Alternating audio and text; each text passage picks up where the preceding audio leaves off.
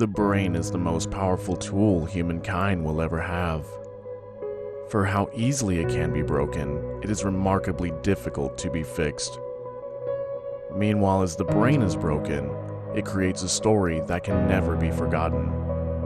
Together we will capture these stories and share them with the world to relate and connect on real life battles.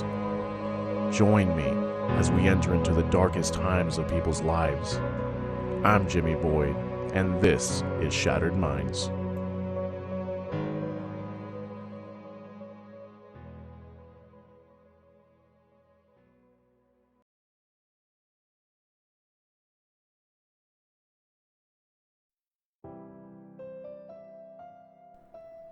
Falling towards the void. Starting with when I was a toddler, my parents argued constantly and about seemingly everything. Even as a child who could barely grasp concepts and was very unknowledgeable about the world and how it worked, I thought their behavior was absurd. I, with next to no moral compass, understood that they were in the wrong for infinity fighting. This problem goes on till this very day. Ever since I learned what divorce was and how it worked, I was in shock that they haven't yet split apart. As a result of their endless petty war, I had to face the fallout of their arguments. I was yelled at to diffuse their anger. I was told terrible things about the other from each parent, and I was neglected as a result of them trying to avoid each other. I like my dad more, but he's rarely around because of his insane work hours. My mom did my homework for me for a long time, and I only stopped in 8th or 9th grade, despite me asking repeatedly for years to be left alone. I was often berated for wrongdoings. I was yelled at for doing things too slow, delaying things by doing assignments out of her order, and not following her exact words. I was often scared and, as a kid, cried many times because of all this. When I did, I was told to stop crying because we don't have time to cry. I distinctly remember the first time I was yelled at during a homework assignment. I was 5 and doing a gummy bear counting assignment. She walked into the room next and began screaming and stomping around. I thought I had done something wrong, and I began to cry when she sat back down with me. She aggressively growled back as if I had instigated her further. Overall, it was short instances like that for a while. It wasn't ideal, but it was manageable, even as a child. To add insult to injury, I was always manipulated to do things for other kids at school because I was overly naive and trusting. I did all the group projects all by myself while being yelled at too. In a matter of years, my story hit its first rock bottom. It occurred in 5th and 6th grade. These 2 years were some of the worst and traumatic years of my life. It was the first time I ever understood being depressed, being constantly stressed, and being suicidal. Everything I've said so far became worse and constant. I spent at least 5 hours per day in that wretched situation. I went to a small private Catholic school. It was absolutely horrible, but I won't rant about how bad my school was. There was a switch in principals from someone who was on damage control, as one of the priests recently was involved in kiddie fiddling. I heard it from my dad, but my mom says it never happened, so I don't know what really happened. To an incompetent moron who didn't know how education worked. The first thing she did was to completely overhaul the punishment system to something overly harsh and to double the student workload to inflate how well the school looked. We had entire math chapters taught and tested on in a week, and essays with next day due dates. The assignments were way too much for anyone to handle, so a majority of the kids didn't do their work. My mom insisted we still did it and tormented me through all of it. When I was sick, I still had to do all of my work. When I was crying, I didn't have time for crying. I just wanted an escape. I could do nothing but suffer. I began hiding in the bathroom all the time for an hour or more. I wanted to end my life before anything even started. Another kid, Sean, apparently was in the same boat as me. At lunch one day, he walked into the bathroom. Another kid went as well and discovered him trying to commit suicide in the bathroom. It's been forever, so I don't remember the details. But it either had something to do with his belt or a plastic knife. He was sent to a mental hospital and was never seen again.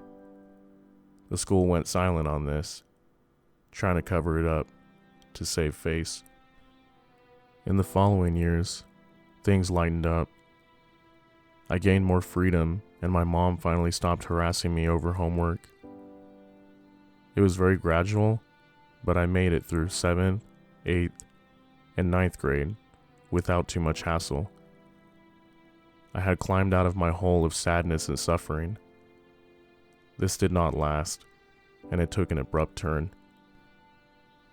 On the last 2 days of 9th grade, final exam days, I threw up and I had to go home. I was sick for 2 weeks, which was very unlike me, so I went to the doctor. Stomach flu, I was told. Another 2 weeks, and I was still sick, so I went to a specialist and saw the head MD at a GI specialist.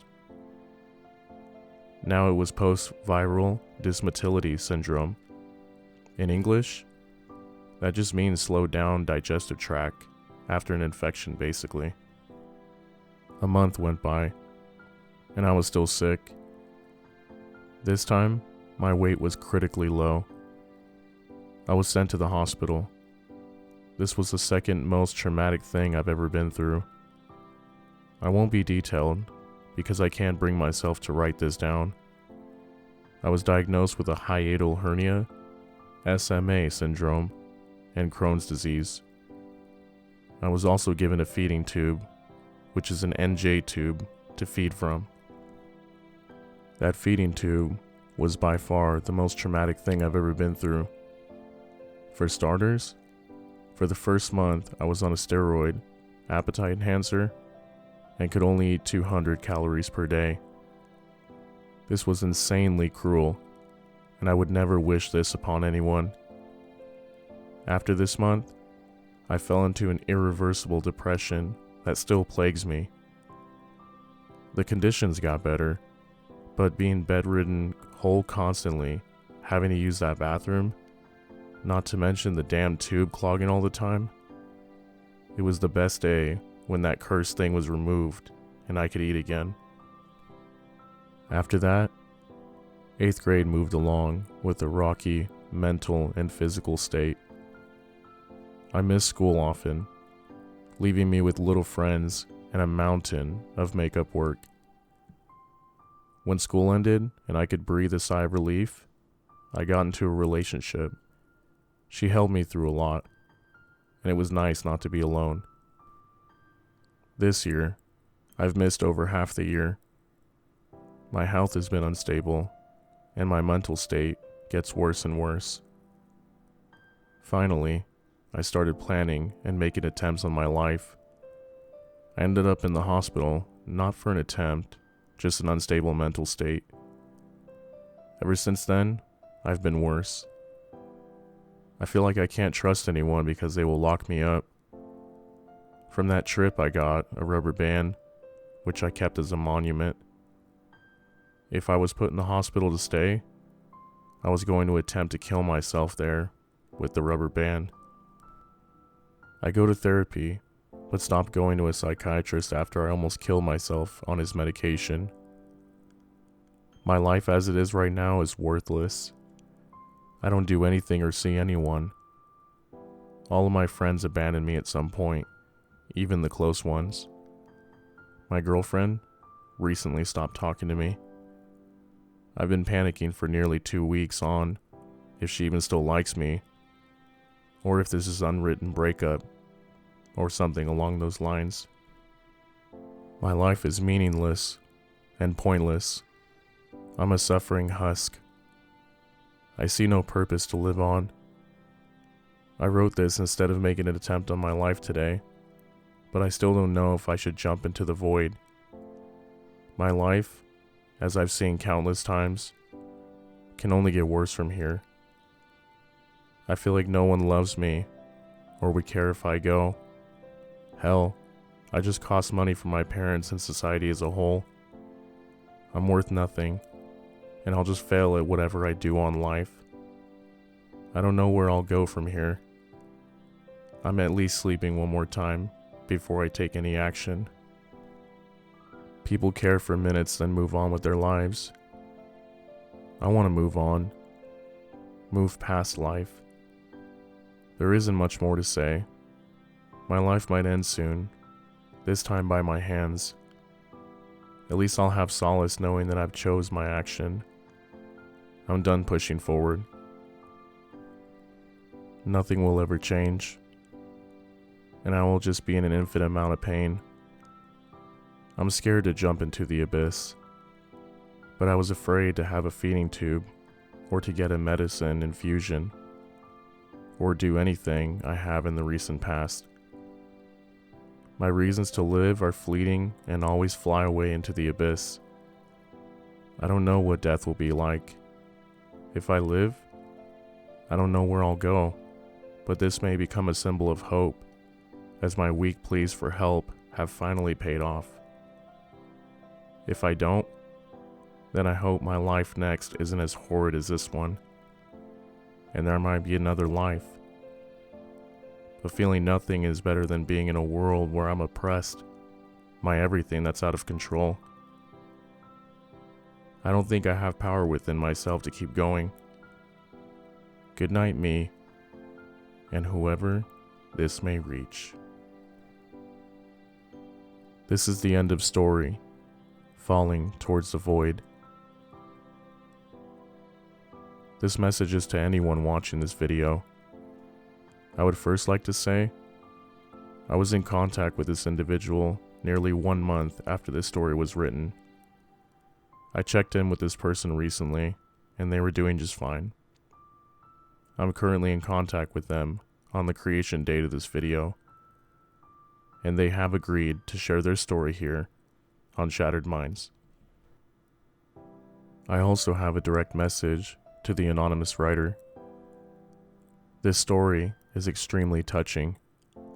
I really can't imagine the extreme pain you are feeling, both physically and mentally. And I hope today you are receiving the support you need from others. Feeling lost and alone are some of the scariest scenarios to be in. Living a life with seemingly no reason or purpose can be the most daunting experience. I do hope as well that you're receiving medical treatment for your health problems you are currently having. I want you to know that you are cared for. Your life is not meaningless or pointless, and things will begin to change.